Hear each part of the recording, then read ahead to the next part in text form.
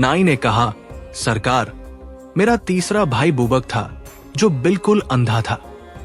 वो बड़ा अभागा था। वो भिक्षा से जीवन निर्वाह करता था। उसका नियम था कि अकेला ही लाठी टेकता हुआ भीख मांगने जाता और किसी दानी का द्वार खटखटाकर चुपचाप खड़ा रहता। वो अपने मुंह से कुछ न कहता और दानी जो कुछ भी देता उसे लेकर आगे बढ़ जाता। इसी प्रकार एक दिन उसने एक दरवाजा खटखटाया। गृह स्वामी ने, जो घर में अकेला रहता था, आवाज दी कि कौन है। मेरा भाई अपने नियम के अनुसार कुछ नहीं बोला, लेकिन दोबारा दरवाजा खटखटाने लगा। गृह स्वामी ने फिर पुकारा कि कौन है। ये बगैर बोले फिर द्वार खटखटाने लगा। अब घर के मालिक ने दरवाजा खोला और पूछा कि तू क्या चाहता है। बुबक ने कहा कि मैं गरीब भिखमंगा हूं, भगवान के नाम पर कुछ भीख दो। गृह स्वामी ने कहा कि क्या तू अंधा है? उसने कहा कि हाँ। फिर गृह स्वामी ने कहा, हाथ बढ़ा। ये समझा कि कुछ भीख मिलेगी। उसने हाथ फैलाया तो घर का स्वामी उसे खींचकर ऊपर ले गया। फिर उसने बुबक से पूछा कि तू भीख लेता है तो कुछ देता भी है? उसने कहा, मैं आशीर्वाद ही दे सकता हूं, तुझे आशीर्वाद देता हूं। उस आदमी ने कहा कि मैं भी तुझे आशीर्वाद देता हूं कि तेरी आंखों की ज्योति लौट आए। बुबक ने उससे कहा, तू ये बात पहले ही कह देता, मुझे जीना चढ़ाकर क्यों लाया? उसने कहा, मैंने तुझे 2 बार आवाज दी थी, तू कुछ न बोला तो मुझे भी बेकार जीना उतरना चढ़ना पड़ा। बुबक बोला कि अच्छा, मुझे जीने से उतार तो दे। उसने कहा कि सामने ही तो जीना है, तू खुद उतर जा। मजबूर होकर बेचारा बुबक टटोटोल कर जीना उतरने लगा, लेकिन एक जगह उसका पांव फिसल गया और वो लुढ़कता हुआ नीचे आ रहा। उसके सिर और पीठ में बड़ी चोट आई, जिससे वो तिलमिला उठा। बेचारा बड़ी देर तक अपनी चोटों को सहलाता हुआ गृह स्वामी को गालियां देता और उसकी भर्त्सना करता रहा। फिर वो लाठी टेकता हुआ आगे भीख मांगने के लिए बढ़ गया। कुछ देर में उसे अपने 2 साथी अंधे भिखारी मिले। उन्होंने पूछा कि तुम्हें आज भिक्षा में क्या मिला? बुबक ने सारा वृत्तांत कहा कि किस तरह एक घर का निवासी उसे पकड़कर ऊपर ले गया और वहां जाकर उसके साथ कैसा निष्ठुर परिहास किया और उसे हाथ पकड़कर उतारा भी नहीं। उसने ये भी बताया कि जीना उतरते समय पांव फिसलने से उसे कैसा कष्ट हुआ। फिर मेरे भाई ने उनसे कहा कि आज मुझे कुछ नहीं मिला है, लेकिन मेरे पास पहले के कुछ पैसे पड़े हैं, तुम जाकर उनसे कुछ भोजन सामग्री खरीद लाओ। जो मनुष्य बुबक को जीने से ऊपर चढ़ा ले गया था, वो वास्तव में एक ठग था। वो चुपके से बुबक के पीछे आ रहा था। वे तीनों अंधे जब अपने निवास स्थान पर आए तो वह भी उनके पीछे पीछे चलकर उनके घर में आ घुसा। मेरे भाई ने फिर अपनी जेब से कुछ पैसे निकालकर एक अन्य अंधे से कहा कि बाजार से कुछ खाने को ले आओ, लेकिन पहले हम लोग अपना हिसाब किताब साफ कर ले। तुम लोग देखभाल कर दरवाजा अच्छी तरह बंद कर लो कि कोई बाहरी आदमी न देखे।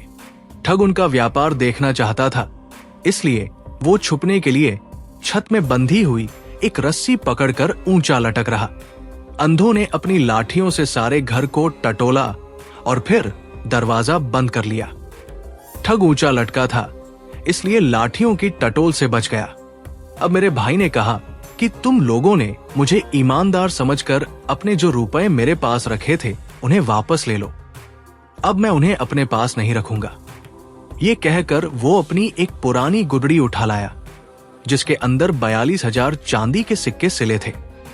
उसके साथियों ने कहा कि इन्हें अपने पास ही रहने दो, हम न इन्हें लेंगे न गिनेंगे, क्योंकि तुम पर हमें पूरा विश्वास है।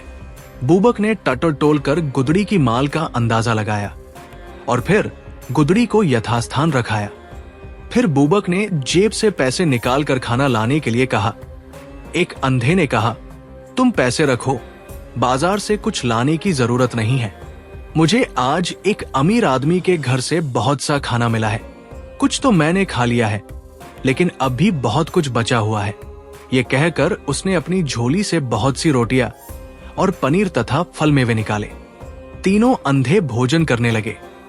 ठग भी अपने को रोक न सका और मेरे भाई के दाहिनी तरफ बैठकर ये सुस्वादु वस्तुएं खाने लगा।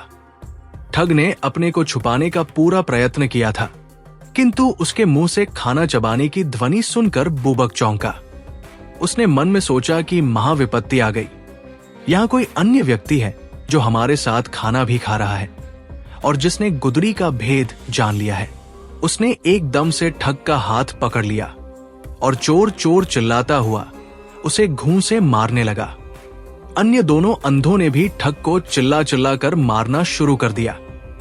चोर भी जहां तक उससे हो सका उन अंधों की मार से बचता हुआ उन्हें मारने लगा। वो भी चिल्लाने लगा कि मुझे बचाओ, चोर मुझे मारे डालते हैं। आसपास के लोग चीख पुकार सुनकर दरवाजा तोड़कर अंदर घुस आए और पूछने लगे कि क्या बात है। मेरे भाई ने कहा कि मैं जिसे पकड़े हुए हूं वो चोर है। ये हमारी भीख से बचाए हुए रुपए चुराने आया है।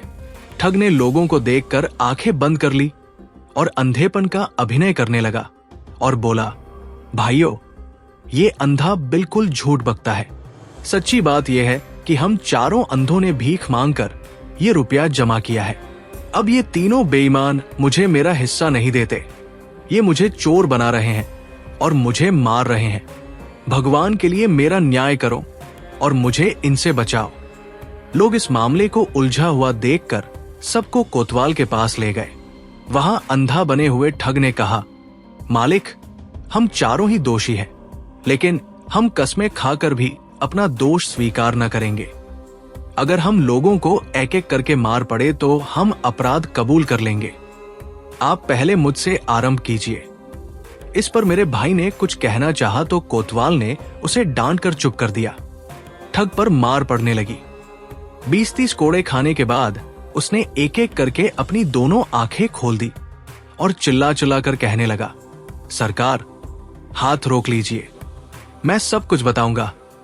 कोतवाल ने पिटाई बंद करवा दी तो ठग बोला, सरकार, असली बात यह है कि मैं और मेरे ये तीनों साथी अंधे नहीं हैं।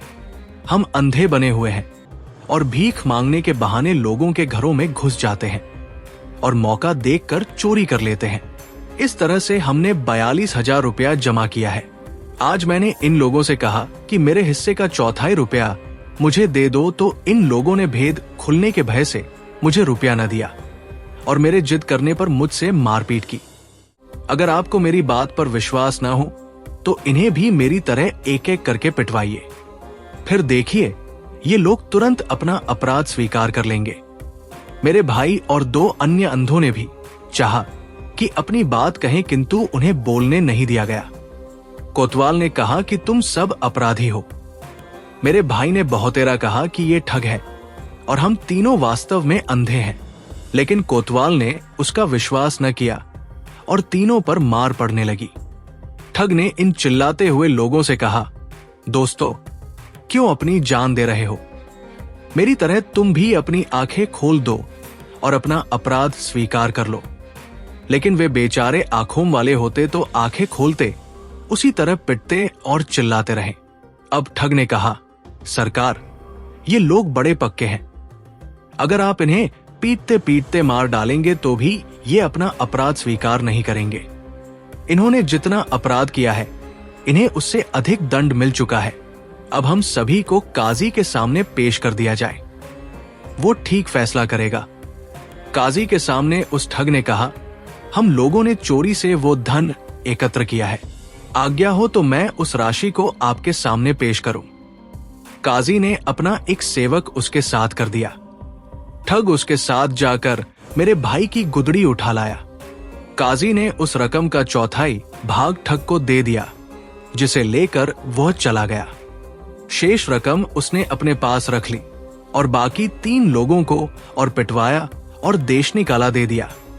ये कहकर नाई ने खलीफा से कहा कि मुझे मालूम हुआ तो मैं ढूंढकर बुबक को गुप्त रूप से अपने घर लाया और कई गवाह लेकर काजी के सामने उसको निर्दोष सिद्ध किया।